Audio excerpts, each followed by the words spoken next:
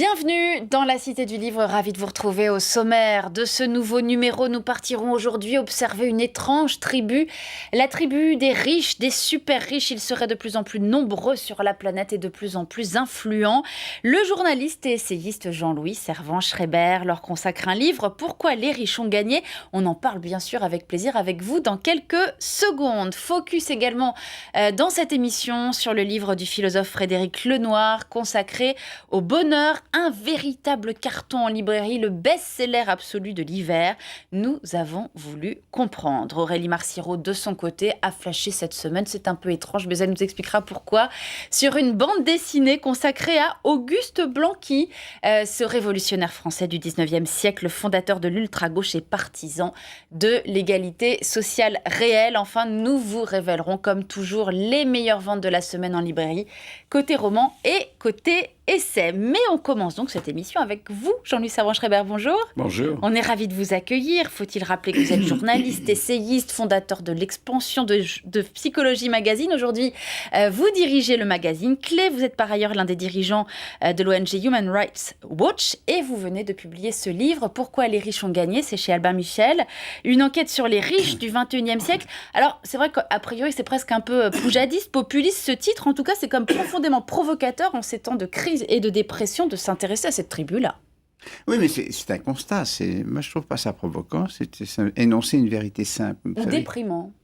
Ah, vous trouvez ça déprimant? Alors, j'ai oublié peut-être de rajouter un sous-titre, mais les pauvres n'ont pas perdu. C'est ça c'est peut-être le livre à venir. Oui, absolument. Il faut ménager ses effets. Ouais. Ça me paraissait évident, mais c'est-à-dire que ça fait longtemps que les gens disent comment, mais on sait que les riches ont gagné.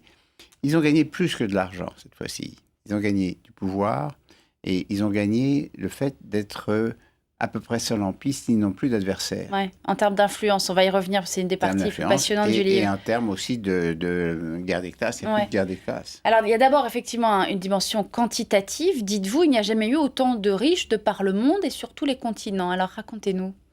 La richesse mondiale totale a augmenté depuis l'an 2000 de 70%. Quand on crée de la richesse, ça crée des riches. C'est un sous-produit, vous savez, des riches. Forcément, parce qu'on invente des choses nouvelles, on a de nouvelles techniques, il y a de nouveaux marchés qui s'ouvrent. Et à chaque fois, il y a des gens qui en profitent plus que d'autres, parce que ça a toujours été comme ça. Il y a des, voilà, l'espèce humaine a des inégalités. Même si vous tordez le cou quand même à ces vieux clichés comme quoi l'Europe, les États-Unis, nous serions de vieux pays et qu'aujourd'hui les fortunes seraient ailleurs, c'est quand même encore en Europe, en Occident, qu'il y a les plus grandes fortunes aujourd'hui, dites-vous. Oui, en quantité, mais ça n'est plus très en croissance. Ouais. Alors qu'aux États-Unis, ça continue à croître assez vite. Il y a toujours ce dynamisme américain qui est étonnant. Mais les inégalités aux États-Unis sont en train d'augmenter de manière vraiment préoccupante. Obama l'a dit récemment, ça devient un vrai problème politique. Puis alors, dans les pays émergents, comme la Chine, comme l'Inde, comme le Brésil, les inégalités sont abyssales. Et vous nous les décrivez, ces nouveaux riches des nouveaux continents. Alors, il y a une spécificité de ces nouveaux riches du 21e siècle. Ce ne sont plus des héritiers, ce ne sont plus des oisifs. Ce sont des gens qui travaillent.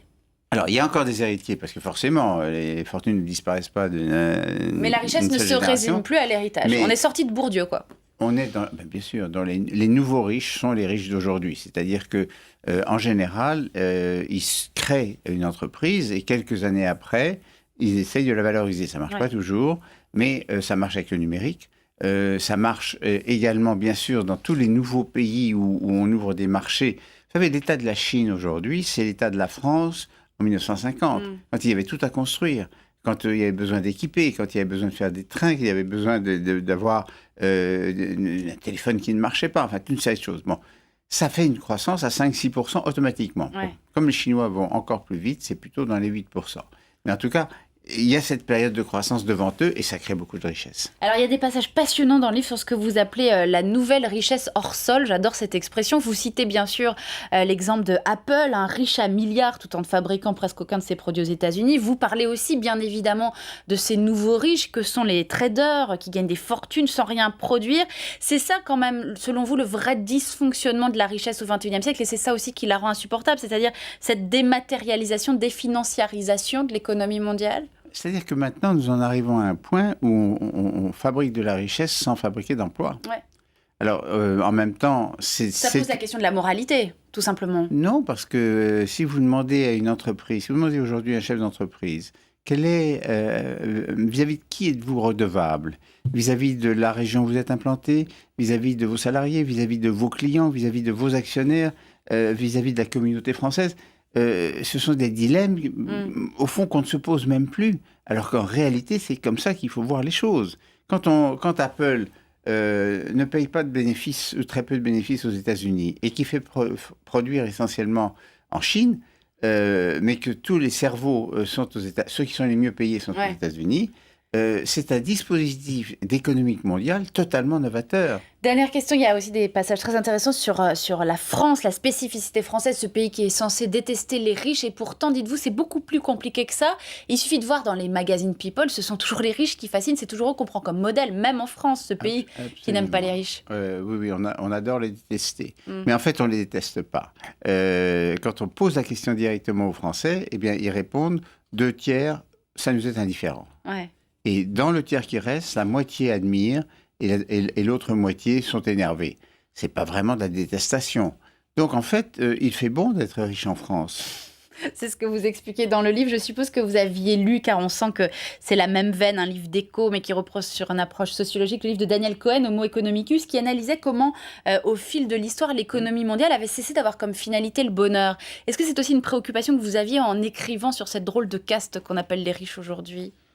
Heureusement, il y a des riches heureux et il y a des riches névrosés, comme dans toutes les catégories sociales. Les riches se posent encore la question de contribuer au bonheur collectif. Et se sont-ils jamais posé cette question ? Non. La plupart des riches, très naturellement, se posent la question de savoir comment maintenir leur patrimoine et l'accroître.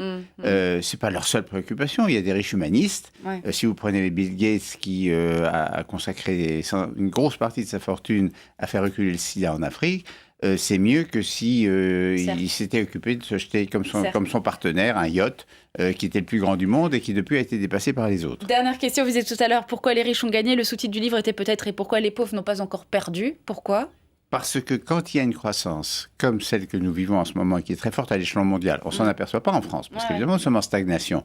Mais c'est tout petit, la France, l'Europe, c'est tout petit par rapport au reste du monde. Quand il y a une croissance comme ça, tout le monde en bénéficie. La différence, quand même, c'est que les riches en bénéficient plus que les pauvres. Mais la pauvreté a reculé depuis le début du XXIe siècle plus vite que jamais précédemment. Eh bien voilà un discours qui fait du bien à entendre, effectivement. Merci beaucoup Jean-Louis Servan-Schreiber. Pourquoi les riches ont gagné ? Ouvrage tout à fait passionnant qu'on recommande et qui est publié aux éditions Albin Michel. Merci d'être venu nous en parler. On va maintenant s'intéresser au best-seller absolu de l'automne-hiver dans la catégorie essai, en tout cas en France. Et je suis sûre que vous l'avez lu d'ailleurs, Jean-Louis Servan-Schreiber. Le livre du philosophe Frédéric Lenoir sur le bonheur, j'en étais sûre. L'argent ne fait pas le bonheur, mais les philosophes, eux, peuvent peut-être nous y aider. Le livre est un carton en librairie et depuis déjà plus de 3 mois dans le trio de tête des meilleures ventes. Maëlys Détroyat et Jane Birman ont rencontré l'auteur pour essayer de percer le mystère de cet incroyable succès. Reportage. Le chercher, le trouver, y rêver, le garder, le bonheur, une des quêtes de nos vies. Difficile d'être heureux quand le chômage atteint des niveaux records, quand les médias vous annoncent sans cesse des catastrophes, des divisions ou une montée des extrêmes. Difficile d'être heureux quand on perd un être cher, et pourtant, selon le philosophe Frédéric Lenoir, le bonheur est juste à portée de main, là, devant vous. Les sages de toutes les traditions nous disent une des clés du bonheur, c'est de vivre dans l'instant présent, en étant attentif à ce qu'on fait, en sachant goûter, savourer chaque sensation, chaque petit moment. Aujourd'hui, la science contemporaine, qui a fait des études sur le cerveau, sur la chimie du cerveau, nous dit exactement la même chose. Lorsqu'on est présent à ce qu'on fait, attentif à ce qu'on fait, notre cerveau, du coup, va sécréter via les neurotransmetteurs de la dopamine ou de la sérotonine, c'est-à-dire des substances chimiques qui apportent un bien-être. Et donc, on voit une corrélation entre effectivement le bien-être et l'attention. Et ce que la science nous montre, les sages l'ont dit depuis très longtemps. Le bonheur, c'est un résultat. C'est le résultat d'une vie réussie. Son dernier essai en date, paru à la fin de l'année dernière, est un succès. Du bonheur, un voyage philosophique, s'est vendu à plus de 150 000 exemplaires.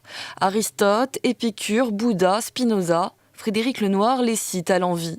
D'après lui, le bonheur n'est pas un sujet galvaudé, loin de là. J'ai l'impression de faire quelque chose qui n'a jamais été fait, c'est-à-dire une synthèse à la fois entre la philosophie d'Occident, la philosophie d'Orient, c'est-à-dire le bouddhisme, le taoïsme, l'hindouisme, et en même temps la science contemporaine. Et donc cette synthèse, à travers un parcours de connaissances, parce que je ne donne pas des recettes toutes faites du bonheur, je pense peut éclairer en profondeur ce sujet qui reste une question qui intéresse tout le monde. Une question qui intéresse tout le monde et toutes les générations.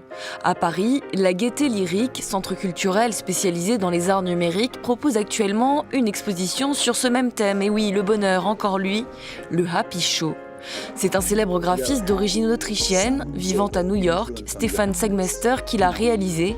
Le succès est immense, l'exposition bat des records d'affluence, des dizaines de milliers de personnes s'y sont déjà rendues. On pensait bien que l'exposition marcherait, à ce point-là, non, c'est une vraie belle surprise. Je crois que cette exposition a une grande qualité, c'est qu'elle s'adresse d'un individu à un autre individu. C'est-à-dire que c'est lui, personnellement, Stefan Sagmeister, qui s'adresse à vous, à moi, à telle et telle personne, personnellement. Pour trouver le bonheur, pas de recette miracle, mais quelques clés pour l'approcher d'une façon ludique, avec des anecdotes amusantes et fédératrices. Il n'y a pas une vérité assénée, il n'y a pas une conception du bonheur et un discours autoritaire. Il y a plutôt la simple leçon finalement, qui est que ça dépend de soi-même et que le bonheur est quelque chose qui peut s'exercer comme un muscle. Peut-être, en tout cas, tout est sous forme d'interrogation aussi. Il y a une vraie inégalité face au bonheur, mais il y a quand même une part qui dépend de nous. Stefan Sagmeister s'attendait à des critiques négatives de la part du public français sur l'exposition. Raté, il ne tarit pas d'éloges, qui a dit que nous étions râleurs et souvent malheureux. Mais non, on n'est pas râleurs aujourd'hui dans cette émission, on l'a compris tout à l'heure avec Jean-Louis Servan-Schreiber, et on va regarder tout de suite justement le classement des meilleures ventes de la semaine avec nos partenaires L'Express et RTL, et on va bien constater que le livre de Frédéric Lenoir est toujours dans le trio de tête des meilleures ventes d'essai, juste derrière les livres de Stéphane de Grotte, l'humoriste belge, et juste derrière Mémé, la déclaration d'amour de l'acteur Philippe Torreton à sa grand-mère. Du côté des romans à présent, Édouard Louis toujours en tête pour la 5e semaine consécutive avec son roman Pour en finir avec Eddie Bellegueule, roman sur l'homophobie ordinaire dans la France profonde, suivi du livre de Donna Tartt et de Lola Lafont avec son roman La petite communiste qui ne souriait jamais, inspiré, vous le savez sans doute, de l'histoire de Nadia Comaneci, la célèbre gymnaste roumaine. Et on va donc terminer avec notre Aurélie Marciro des familles qui a flashé aujourd'hui. Allez savoir pourquoi sur une bande dessinée consacrée à Auguste Blanqui. Que s'est-il passé, Aurélie? La grande révolutionnaire que vous êtes s'est soudain réveillée. Exactement. Ni Dieu ni maître, vous connaissez sans doute, c'est signé d'Auguste Blanqui. Et beaucoup de Français connaissent cette phrase, mais connaissent très peu le bonhomme, un peu comme ces personnages de l'histoire qui ont laissé leur nom à des stations de métro, comme Barbès ou Max Dormois, mais que de personnes connaissent. Eh bien, pour réparer cette injustice, une BD très bien faite vient de sortir chez Casterman, vous la voyez, de Locatelli Konski et le roi Auguste Blanqui l'enfermé. Pourquoi l'enfermer? Eh bien, parce que cette icône de gauche a passé la plus grande partie de sa vie en prison, sur 75 ans, 43 ans, soit en prison, en exil ou sous surveillance policière. Alors le fil directeur de cet album, c'est la rencontre d'un jeune journaliste et d'Auguste Blanqui, donc il essaie de l'apprivoiser au fur et à mesure de ses visites avec le vieil homme en prison qui lui raconte donc sa vie. C'est une plongée dans l'histoire politique française du 19e siècle et on comprend que cet engagement, eh bien, il commence par une révolte contre la monarchie et les exécutions sommaires de ceux qui s'y opposaient. Une époque où les rébellions finalement se préparaient dans des sociétés secrètes, où l'on créait un journal pour communiquer ses idées et où l'on pensait que la violence était nécessaire pour les imposer, de la Révolution de 1848 à la Commune, en passant par des hommes comme Barbès ou Clémenceau. Donc on l'appelait le sans-âme ou le tyran au sang de serpent pour certains, pour d'autres c'était un lion, un révolté permanent. Donc un très beau portrait finalement de ce laïc féministe, anticolonialiste de toutes les rébellions, mais qui prenait la violence, ça n'en fait pas un saint du tout. Un fondateur donc de l'ultra-gauche qui nous a donc laissé quand même cette phrase devenue historique. Absolument. Et vous m'avez convaincu, vous donnerez le livre tout à l'heure. Merci beaucoup. Tous ces livres, on est très en retard. Vous les retrouvez bien sûr sur notre site internet lcpn.fr. Merci de votre fidélité. Et évidemment, on se retrouve la semaine prochaine, même endroit, même heure. D'ici là, lisez bien. Ciao.